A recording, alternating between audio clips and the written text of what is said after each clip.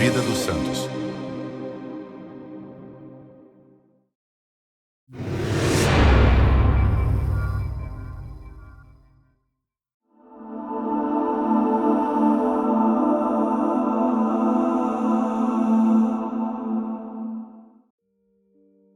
Conheça a história de São Maximiliano Maria Kolbe. O ódio não é uma força criativa. Só o amor é criativo. Essas palavras não foram escritas em um livro confortável, mas seladas com a própria vida. Antes de apertar o play definitivo nesta história, vale um aviso sincero. O que você está prestes a ouvir não é confortável. Não é apenas inspirador. É profundamente provocador. Porque fala de um amor que não negocia, não calcula perdas e não recua diante da morte. Em um dos períodos mais sombrios da história da humanidade, entre guerras, ideologias assassinas e campos de concentração, um homem aparentemente frágil realizou um gesto tão radical que ainda hoje desconcerta cristãos e não cristãos. Um gesto simples, silencioso, feito em poucos segundos, mas que ecoa pela eternidade. Talvez você já tenha ouvido o final desta história. Talvez saiba que, em Auschwitz, um prisioneiro ofereceu a própria vida no lugar de outro. Mas o que quase ninguém conhece é o caminho que levou esse homem até aquele momento. Nada ali foi improviso. Nada foi acaso. Cada escolha, cada renúncia, cada pequeno sim preparou aquele ato supremo. Esta história não começa em um campo de concentração. Ela começa na infância. Começa em uma casa pobre. Começa com uma mãe cansada, uma pergunta dura e uma resposta do céu. Ao longo deste vídeo, você verá como Deus trabalha lentamente, quase em segredo, até transformar um menino inquieto em um mártir da caridade. Por isso, fique até o final.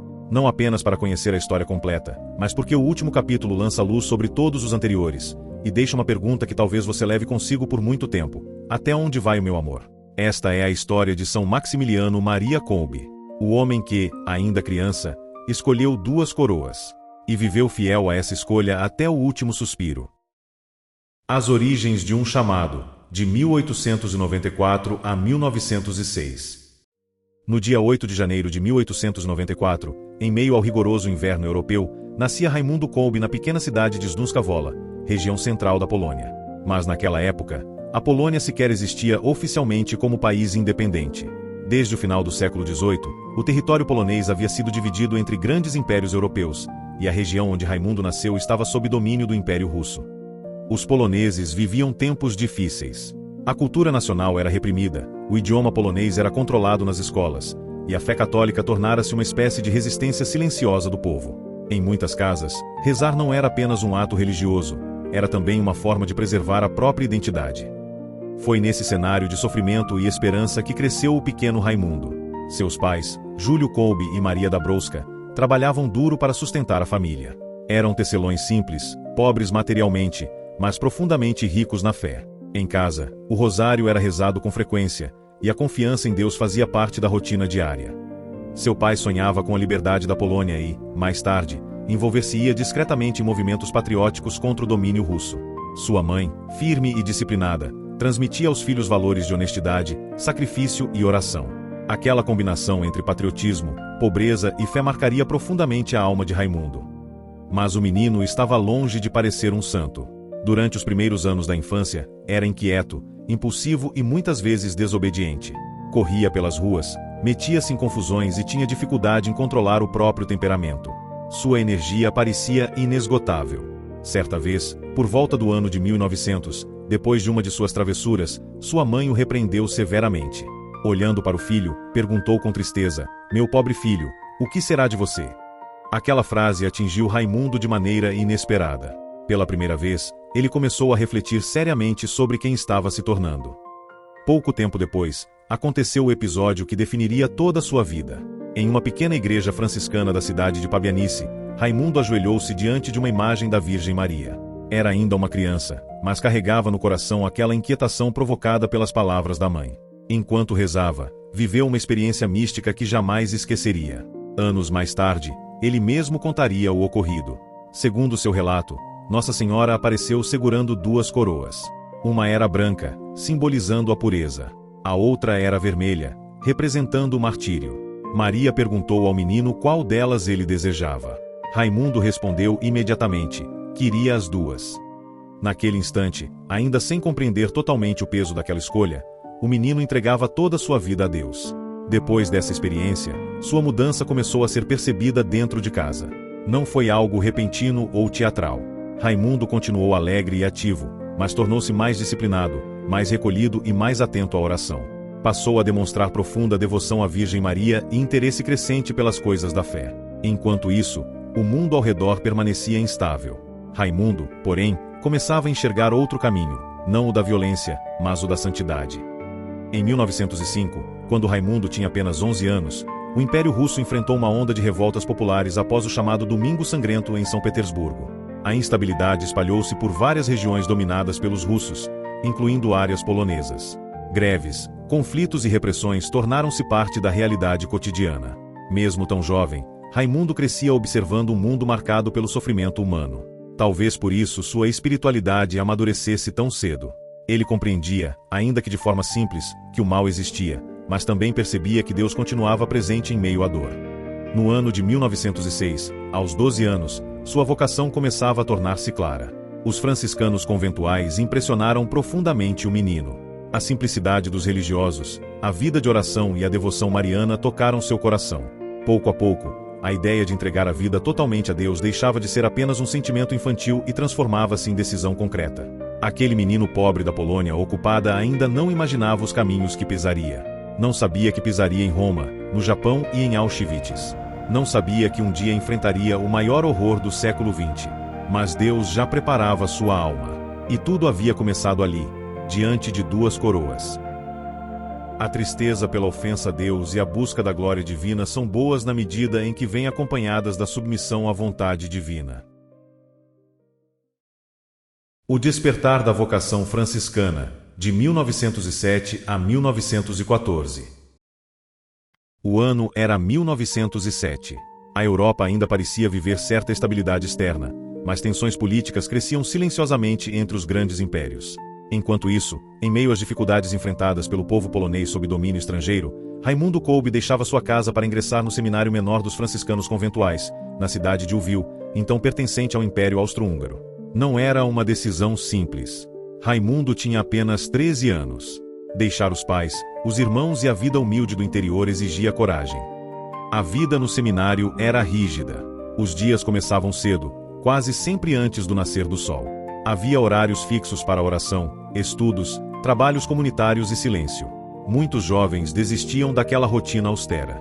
Raimundo, porém, parecia crescer dentro dela. Seus superiores logo perceberam que estavam diante de alguém incomum. Ele demonstrava inteligência extraordinária. Tinha facilidade impressionante para matemática e física, chegando a construir projetos mecânicos e desenhar ideias de máquinas ainda na juventude. Ao mesmo tempo, mergulhava profundamente nos estudos filosóficos e religiosos. Não via conflito entre ciência e fé. Pelo contrário, acreditava que toda verdade conduz a Deus. Em 1910, aos 16 anos, ingressou oficialmente na Ordem Franciscana Conventual. Nesse momento, recebeu o nome religioso de Frei Maximiliano. Pouco depois, acrescentaria Maria ao próprio nome, movido por uma devoção intensa à Virgem Imaculada. Não era um simples costume religioso. Para ele, Maria era o caminho mais perfeito para chegar a Cristo. Naqueles anos, a Europa atravessava uma transformação perigosa. O racionalismo crescia, movimentos anticristãos ganhavam força, e muitas pessoas começavam a enxergar a religião como algo ultrapassado. A própria Igreja Católica enfrentava ataques constantes em diversos países europeus. Maximiliano observava tudo isso atentamente. Em 1912, seus superiores decidiram enviá-lo a Roma para continuar os estudos. A capital italiana era, naquele período, um dos centros intelectuais mais importantes do mundo católico. Mas também era palco de fortes tensões políticas e ideológicas. Maximiliano ingressou na Pontifícia Universidade Gregoriana para estudar filosofia, e depois teologia. Roma impactou profundamente o jovem frade. As ruas misturavam grandeza religiosa e hostilidade anticatólica. Em algumas ocasiões, grupos radicais organizavam manifestações contra a Igreja e contra o Papa São Pio X. Maximiliano chegou a testemunhar bandeiras anticristãs sendo erguidas publicamente perto do Vaticano. Essas cenas feriram profundamente sua alma. Mas, diferente de muitos, ele não respondeu com raiva. Dentro dele amadureceu uma convicção: o mal não seria vencido apenas com argumentos humanos, mas com santidade, oração e consagração total à Virgem Maria. Em 1914, enquanto as tensões internacionais explodiam no início da Primeira Guerra Mundial, Maximiliano continuava seus estudos em Roma. O mundo começava a mergulhar em um dos períodos mais violentos da história moderna. E, sem perceber completamente, aquele jovem franciscano estava sendo preparado por Deus para enfrentar também uma guerra espiritual muito maior. Os anos de formação moldaram não apenas sua inteligência, mas seu coração. Ali nasceu o sacerdote missionário, o futuro fundador da Milícia da Imaculada, o homem que mais tarde pisaria em Auschwitz carregando dentro de si uma paz que o horror nazista jamais conseguiria destruir. Naquele período entre 1907 e 1914, Deus não formava apenas um religioso. Formava uma alma destinada ao martírio, uma testemunha viva de que a santidade pode florescer até mesmo nos tempos mais sombrios da humanidade. Confia inteiramente na providência divina.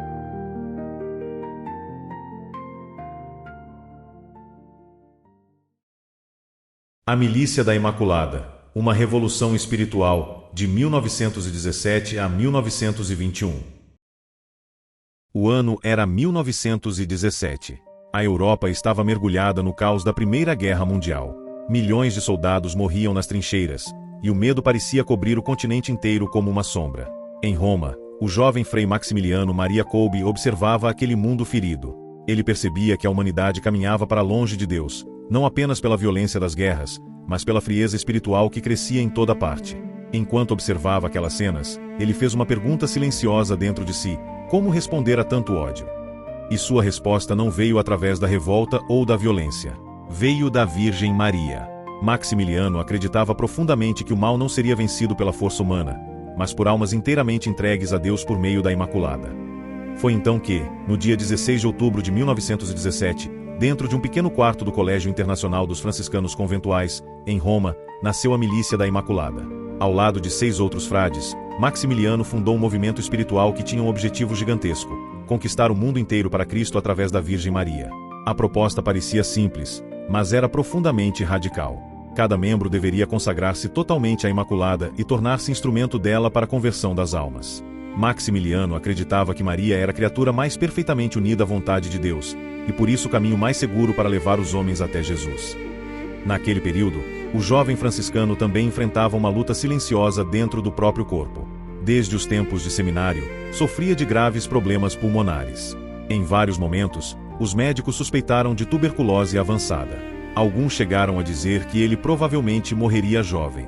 Mas, curiosamente, quanto mais sua saúde enfraquecia, mais sua intensidade missionária aumentava. Em 1918, no fim da Primeira Guerra Mundial, Maximiliano foi ordenado sacerdote. A Europa celebrava o encerramento do conflito, enquanto ele iniciava uma guerra espiritual muito diferente, uma batalha pelas almas. Sua primeira missa foi marcada por profunda emoção. Testemunhas diziam que ele celebrava como alguém completamente absorvido pelo mistério da presença de Cristo. Após concluir os estudos em Roma, retornou à recém-independente Polônia em 1919. O país havia recuperado sua soberania depois de mais de um século de ocupações estrangeiras. Mas a nação estava destruída pela guerra, pela pobreza e pelas divisões internas. Maximiliano enxergou naquele cenário uma urgência missionária enorme. Mesmo doente, começou a trabalhar incansavelmente na divulgação da Milícia da Imaculada. Em janeiro de 1922, deu início à publicação de uma revista chamada Rycerznia Pokalanei, o Cavaleiro da Imaculada. No começo, as condições eram extremamente precárias. Faltava dinheiro, faltava papel, faltavam máquinas. Muitas vezes, os frades precisavam imprimir manualmente os exemplares. Mas Maximiliano tinha uma visão muito à frente de seu tempo. Ele entendia que os meios de comunicação seriam um dos grandes campos de batalha espiritual do século XX. A revista começou pequena, mas rapidamente alcançou milhares de leitores. Suas páginas falavam sobre fé, conversão, oração, amor à Eucaristia e devoção mariana. Em uma época marcada por ideologias radicais, violência política e crescente secularização, aquelas palavras levavam esperança para famílias inteiras. O que mais impressionava em Maximiliano era sua combinação rara de inteligência e humildade. Ele podia discutir filosofia, ciência e teologia com profundidade, mas continuava vivendo como um frade simples. Dormia pouco, trabalhava até a exaustão e aceitava silenciosamente os sofrimentos físicos que carregava diariamente. Sem perceber, aqueles anos estavam preparando algo muito maior. A Milícia da Imaculada deixaria de ser um pequeno grupo fundado em Roma para se tornar um movimento mundial. E aquele sacerdote franzino, constantemente doente, começava lentamente a se transformar em uma das figuras mais extraordinárias da Igreja no século XX. Na paciência tudo podes naquele que te fortalece pela Imaculada.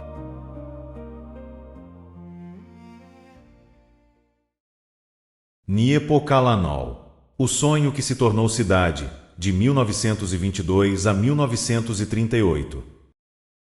Em 1922, ele começou a ampliar o trabalho de evangelização através da revista O Cavaleiro da Imaculada. A publicação crescia rapidamente, alcançando milhares de famílias polonesas. Em 1927, graças à doação de um terreno próximo a Varsóvia, nasceu oficialmente Niepokalanol, cujo nome significa Cidade da Imaculada. No começo, havia apenas barracões simples de madeira e lama espalhada pelo chão. Muitos acreditavam que aquele projeto fracassaria rapidamente. Mas Maximiliano enxergava algo que os outros ainda não conseguiam ver.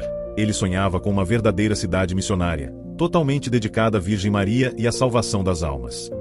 Os primeiros anos foram extremamente difíceis. Os frades enfrentavam frio intenso, fome e pobreza constante. Muitas vezes faltava comida suficiente. As construções eram improvisadas, e os religiosos precisavam trabalhar manualmente durante horas para erguer dormitórios, cozinhas e oficinas. Mesmo assim, ninguém se recordava de ouvir Maximiliano reclamar. Sua confiança na providência de Deus impressionava profundamente aqueles que conviviam com ele. À medida que os anos avançavam, Niepokalanol crescia de forma surpreendente. Em 1928 e 1929, novas máquinas gráficas começaram a operar quase sem descanso. A revista O Cavaleiro da Imaculada alcançava centenas de milhares de exemplares mensais, algo extraordinário para a época. Maximiliano incentivava os frades a aprender técnicas modernas de impressão, fotografia e comunicação. Ele repetia frequentemente que todos os talentos humanos poderiam ser usados para Deus. Mas, apesar do crescimento impressionante, a vida dentro de Niepokalanol permanecia profundamente simples. São Maximiliano dormia em quartos humildes, usava roupas gastas e frequentemente abria mão da própria refeição para alimentar visitantes ou irmãos doentes. Sua saúde piorava constantemente por causa da tuberculose, mas ele parecia ignorar os limites do próprio corpo. Em 1930, demonstrando uma coragem extraordinária, Maximiliano decidiu levar a missão para além da Europa. Partiu rumo ao Japão acompanhado de alguns frades, mesmo sem conhecer o idioma japonês e praticamente sem dinheiro. Muitos consideraram a decisão irresponsável. Porém, para ele, o evangelho precisava alcançar todas as nações. Ao chegar ao Japão, instalou-se na cidade de Nagasaki. Em poucos meses, fundou uma nova edição japonesa da revista Mariana e iniciou outro centro missionário inspirado em Niepokalanol. Curiosamente, contra a opinião de muitos, escolheu construir o convento em uma região considerada inadequada pelos engenheiros locais.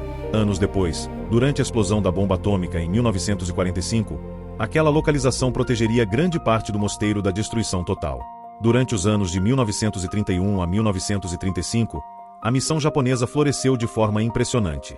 Mesmo enfrentando barreiras culturais e religiosas, Maximiliano acreditava que o amor da Imaculada poderia tocar qualquer coração. Ele não desejava converter pessoas pela força dos argumentos, mas pela beleza da caridade, da humildade e da verdade. Quando retornou à Polônia em meados da década de 1930, encontrou Niepokalanol transformada em uma das maiores comunidades religiosas do mundo. Em 1938, o local já abrigava centenas de frades. Havia oficinas, gráficas modernas, estação de rádio experimental e uma intensa rotina de oração. Tudo funcionava em harmonia ao redor de um propósito central: levar Cristo ao mundo pelas mãos de Maria. Mas, enquanto Niepokalanol crescia, nuvens escuras começavam a cobrir a Europa novamente. O nazismo avançava na Alemanha, o comunismo se fortalecia no leste e uma nova guerra parecia inevitável. Maximiliano percebia os sinais daquele tempo sombrio. Ainda assim, continuava repetindo aos irmãos que não deviam ter medo. Porque, para ele, nenhuma força política ou militar era maior do que o amor de Deus. Sem perceber, a cidade da Imaculada estava prestes a entrar no capítulo mais doloroso e mais glorioso de sua história. O mérito vem pelo sofrimento e na medida do sofrimento.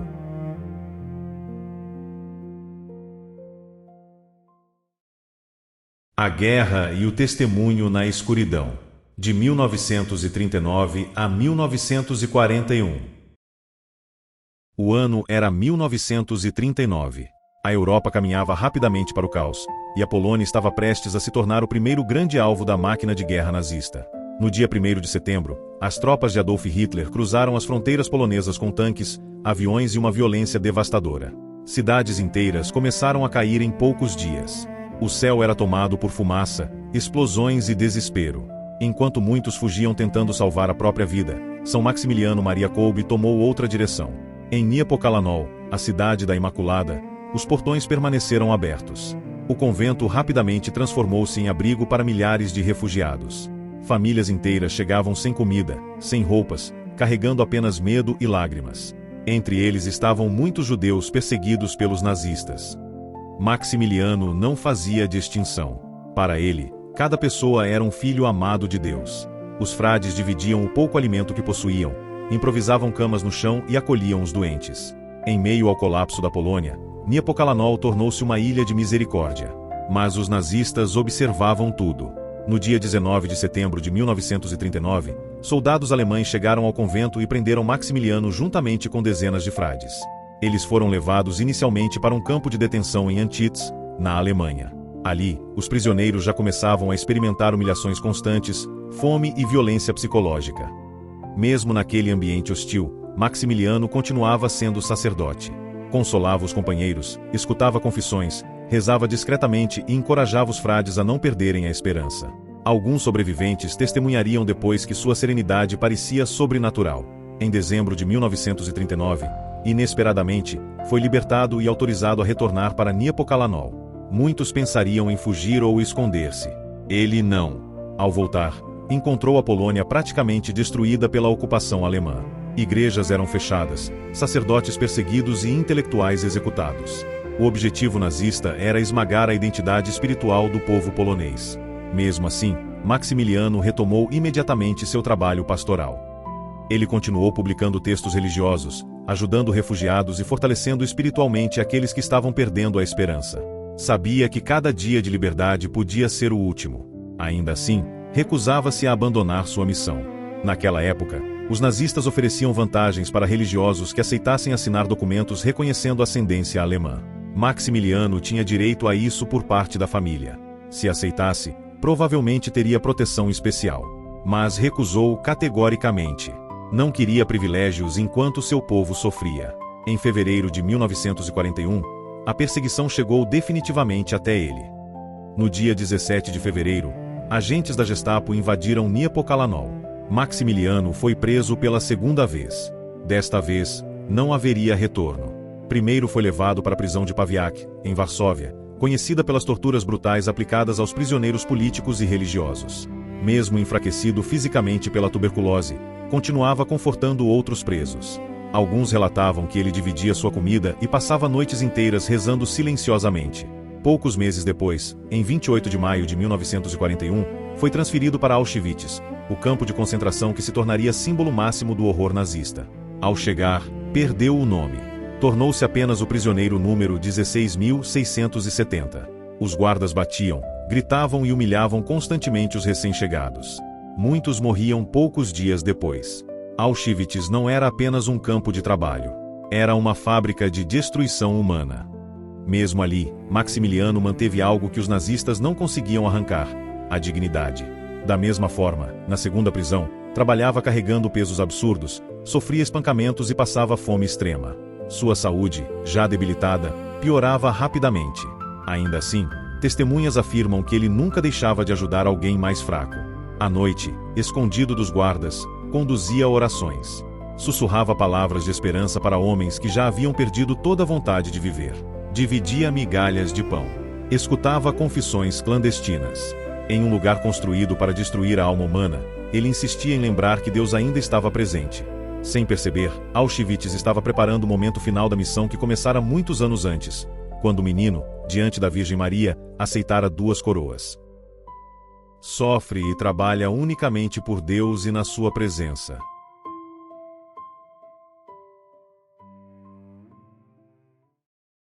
A Coroa Vermelha, o Martírio da Caridade, 1941. A Alemanha nazista expandia seu domínio com violência brutal, e milhares de pessoas eram enviadas diariamente para campos de concentração. São Maximiliano Maria Kolbe, com seus cabelos agora raspados e suas roupas religiosas retiradas, se tornou um prisioneiro entre tantos em Auschwitz. Reforço novamente a realidade desta história de horror da humanidade. Os prisioneiros acordavam antes do amanhecer, enfrentavam frio extremo, fome constante, espancamentos e trabalhos forçados exaustivos. Muitos morriam diariamente. O medo era permanente. Bastava um pequeno erro para receber punições violentas ou execução imediata. Mesmo assim, naquele cenário de horror, Maximiliano continuava agindo como sacerdote. Muitos sobreviventes testemunhariam anos depois que sua presença transmitia paz em meio ao caos. Enquanto o campo tentava destruir a dignidade humana, ele lutava para preservá-la. No final de julho de 1941, um prisioneiro conseguiu fugir do campo. Como represália, o comandante Karl Fritz ordenou que 10 homens fossem escolhidos aleatoriamente para morrer de fome no chamado Bunker da Fome, um subterrâneo onde os condenados eram deixados sem água e sem comida até a morte. Quando os soldados começaram a selecionar os homens, o desespero tomou conta dos prisioneiros. Um deles, Franciszek Gajowniczek, ao ser escolhido, começou a chorar e gritar pelos filhos e pela esposa. Suas palavras ecoaram no silêncio aterrorizado do pátio. Ele sabia que jamais voltaria a ver sua família. Foi então que algo inesperado aconteceu. Em meio à fila de prisioneiros imóveis, Maximiliano Maria Kolbe deu um passo à frente. Era um gesto proibido. Qualquer movimento sem autorização podia resultar em execução imediata. Mesmo assim, ele caminhou calmamente até o oficial nazista. O comandante perguntou quem ele era. Com serenidade impressionante, respondeu: "Sou apenas um sacerdote católico." Então pediu para ocupar o lugar do homem condenado. O silêncio que se formou naquele instante parecia impossível naquele campo acostumado à brutalidade. O oficial, surpreendido pela coragem daquele frade magro e debilitado, aceitou a troca. Franciszek Gajowniczek foi retirado da fila. Maximiliano entrou voluntariamente no Bunker da Fome. Nos dias seguintes, algo extraordinário aconteceu dentro daquela cela subterrânea. Em vez de gritos e desespero, ouviam-se orações, cânticos marianos, vozes rezando o rosário. Maximiliano sustentava espiritualmente os outros condenados, preparando-os para a morte com fé e esperança. Os guardas perceberam que havia algo diferente naquele grupo. O sacerdote transformara aquele lugar de agonia em uma espécie de capela invisível no coração do inferno. Os dias passaram lentamente. Um a um, os prisioneiros morreram de fome, sede e exaustão. Mas Maximiliano permanecia vivo. Extremamente fraco, quase sem forças físicas, continuava consciente e sereno. Sua presença impressionava até mesmo soldados acostumados à morte. Depois de 2 semanas, em 14 de agosto de 1941, véspera da festa da Assunção de Nossa Senhora, os nazistas decidiram encerrar a execução. Um carcereiro entrou na cela e aplicou uma injeção letal de ácido fênico no braço de Maximiliano. Segundo testemunhas, ele ergueu calmamente o braço para receber a morte. Assim terminava a vida terrena de São Maximiliano Maria Kolbe. Mas naquele mesmo instante, nascia um dos maiores testemunhos de amor cristão do século XX. O menino que um dia escolhera 2 coroas diante da Virgem Maria havia permanecido fiel às 2, a branca da pureza e a vermelha do martírio. Ama. Isso é tudo.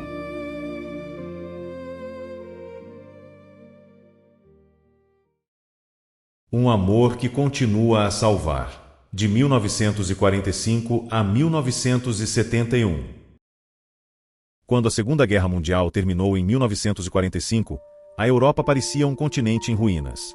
Cidades destruídas, famílias separadas, milhões de mortos e uma humanidade traumatizada pelos horrores revelados nos campos de concentração nazistas. Entre os nomes que começaram a emergir daquele cenário sombrio, um passou a ser contado quase em sussurro pelos sobreviventes de Auschwitz, o de Maximiliano Maria Kolbe. Muitos prisioneiros que haviam dividido o campo com ele começaram a testemunhar algo em comum. Em um lugar criado para destruir toda a esperança humana, aquele frade franciscano havia conseguido manter viva a dignidade das pessoas ao seu redor. Sobreviventes recordavam que ele rezava com os condenados, dividia o pouco pão que recebia e falava da Virgem Maria como uma mãe presente mesmo no inferno de Auschwitz. Para muitos, sua presença foi a única lembrança de humanidade em meio à brutalidade nazista. Entre os que sobreviveram estava Franciszek Gajowniczek, o homem salvo por Kolbe em julho de 1941. Por alguns anos, ele resistiu em relembrar o que havia vivenciado nos campos de concentração nazista. Porém, em um encontro casual em um restaurante com um sobrevivente de Auschwitz, algo tocou o coração de Franciszek, e simplesmente ele confessou que era aquele homem salvo por Kolbe. Então, sem mais culpa em seu coração, durante décadas, começou a percorrer diversos países contando o que aconteceu naquele bunker da fome. Sempre emocionado, repetia que devia sua vida e sua família ao sacrifício daquele sacerdote polonês. Francisek tornou-se uma espécie de testemunha viva da caridade de Kolbe, ajudando o mundo a compreender que seu martírio não foi apenas um ato heróico impulsivo, mas a consequência de uma vida inteira entregue a Deus. Nos anos seguintes ao fim da guerra, a fama de santidade de Maximiliano cresceu rapidamente. Peregrinos começaram a visitar Niepokalanol, a cidade da Imaculada fundada por ele em 1927, que sobrevivera milagrosamente ao conflito. Muitos dos frades que conviveram com Maximiliano relatavam pequenos detalhes de sua personalidade, sua humildade extrema, sua alegria serena, o modo como tratava todos com delicadeza, mesmo quando estava gravemente doente. Em 1948, teve início oficialmente o processo para investigar sua vida e possível canonização. A Igreja começou a reunir documentos, testemunhos e relatos de sobreviventes. Quanto mais as investigações avançavam, mais ficava evidente que a vida de Kolbe não podia ser separada de seu amor radical pela Imaculada Conceição. Tudo nele apontava para Maria, seus projetos, sua espiritualidade, suas missões e até sua forma de enfrentar a morte. Na década de 1950, o mundo entrou em uma nova tensão, a Guerra Fria. O comunismo soviético dominava a Polônia, e muitos católicos eram perseguidos. Mesmo assim, a memória de Kolbe continuava crescendo silenciosamente entre o povo polonês. Para muitos, ele representava a resistência espiritual de uma nação que se recusava a perder sua identidade cristã. Em 17 de outubro de 1971, o Papa Paulo VI beatificou Maximiliano Maria Kolbe, reconhecendo oficialmente sua santidade diante da Igreja. Na cerimônia, realizada em Roma, estavam presentes sobreviventes de Auschwitz, religiosos franciscanos e milhares de peregrinos emocionados. Francisek Gajowniczek também estava ali. O homem salvo pelo sacrifício de Kolbe viu, diante dos próprios olhos, aquele prisioneiro de número 16.670 ser elevado aos altares. A lembrança do céu deve estimular-te a grandes virtudes.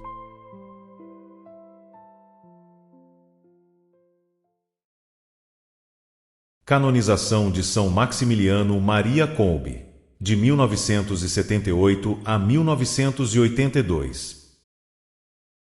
A história ainda guardava um momento profundamente simbólico. Em 1978, um cardeal polonês chamado Karol Wojtyła foi eleito Papa, tomando o nome de São João Paulo II. Ele havia vivido pessoalmente os horrores da ocupação nazista na Polônia e conhecia profundamente a história de Maximiliano Kolbe. Para João Paulo II, Kolbe representava o triunfo do amor sobre o sistema mais desumano do século XX.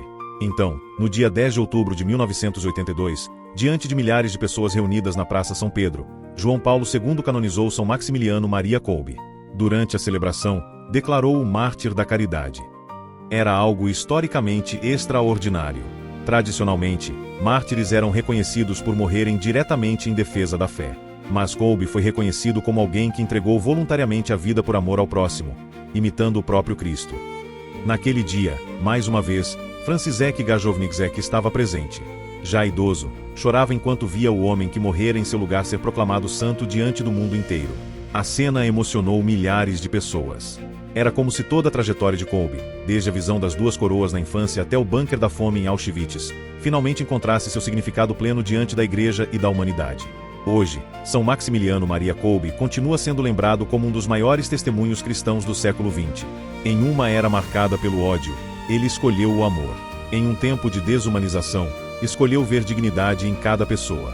E diante da morte, escolheu doar a própria vida. Seu testemunho permanece vivo porque fala diretamente ao coração humano. Afinal, a pergunta deixada por sua história continua ecoando através das gerações. Até onde pode chegar um amor totalmente entregue a Deus? E assim termina a história de São Maximiliano Maria Kolbe. Um homem que nasceu em meio à pobreza, cresceu sob perseguições, atravessou guerras e enfrentou um dos lugares mais sombrios da humanidade, mas nunca permitiu que o ódio entrasse em seu coração. Enquanto muitos tentavam sobreviver a qualquer custo, ele escolheu amar até o fim. Enquanto o mundo mergulhava na violência, ele respondeu com entrega. E quando chegou o momento decisivo de sua vida, não escolheu salvar a si mesmo, escolheu salvar outro. Talvez seja por isso que sua história continue tocando tantas pessoas até hoje. Porque São Maximiliano Kolbe nos lembra que a santidade não nasce apenas em grandes milagres, mas em pequenos atos diários de fidelidade, coragem e amor. A visão das duas coroas, recebida ainda na infância, acompanhou cada passo de sua caminhada. A coroa branca da pureza e a coroa vermelha do martírio. E no fim, diante da morte, ele permaneceu fiel às duas.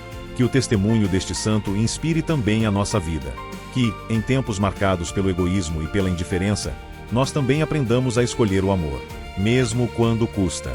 Mesmo quando dói. mesmo quando ninguém está vendo. E se esta história tocou o seu coração, não pare por aqui. No final deste vídeo irá aparecer 2 banners. Um com a nossa série Vida dos Santos, e continue conhecendo homens e mulheres que transformaram o mundo através da fé.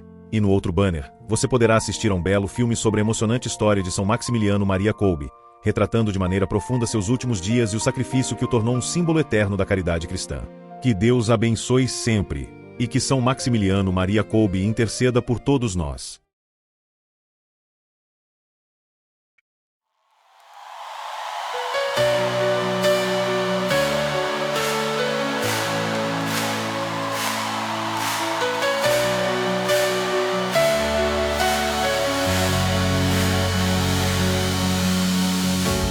No silêncio deste lugar,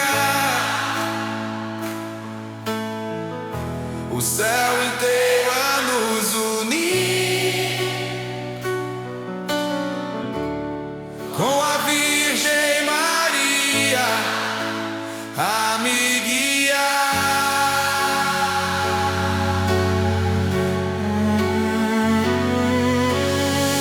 Mãe do cenáculo do amor,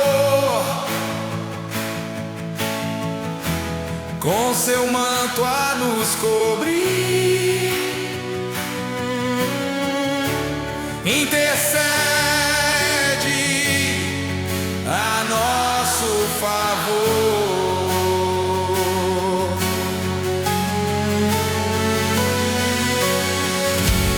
No silêncio deste lugar,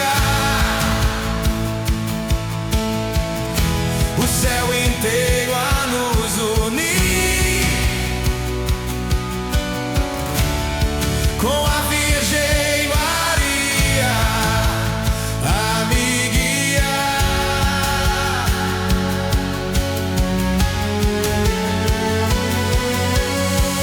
Mãe do cenáculo do amor, com seu manto a nos cobrir,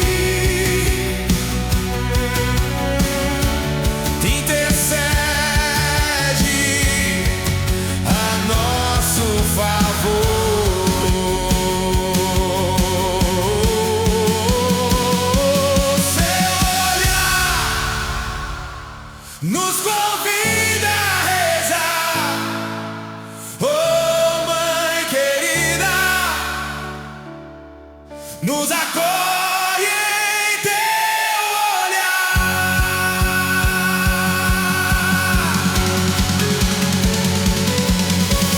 Mãe do cenáculo, intercede por nós. Espírito Santo, elevamos nossa voz. Um novo Pentecostes vem nos transformar. Com línguas de fogo, vem nos batizar.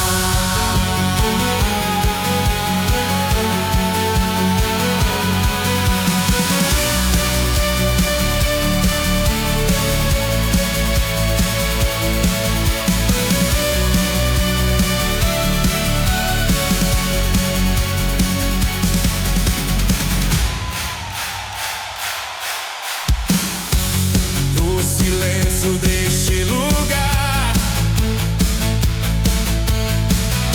o céu inteiro a nos unir, com a Virgem Maria a me guiar.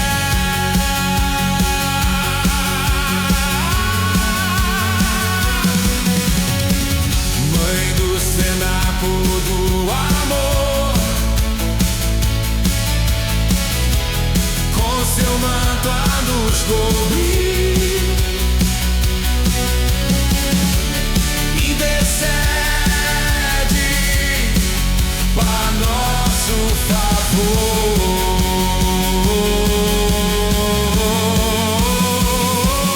Seu olhar nos convida a rezar. Oh, mãe querida, nos acolhe em teu olhar.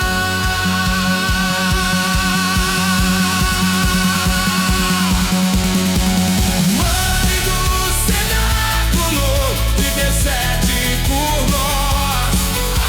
Espírito Santo, elevamos nossa voz. O novo Pentecostes vem nos transformar. Com línguas de fogo, vem nos batizar. Mãe do cenáculo, intercede por nós.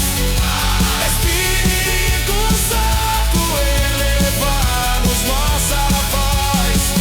Um novo Pentecostes vem nos transformar. Com línguas de fogo, vem nos batizar.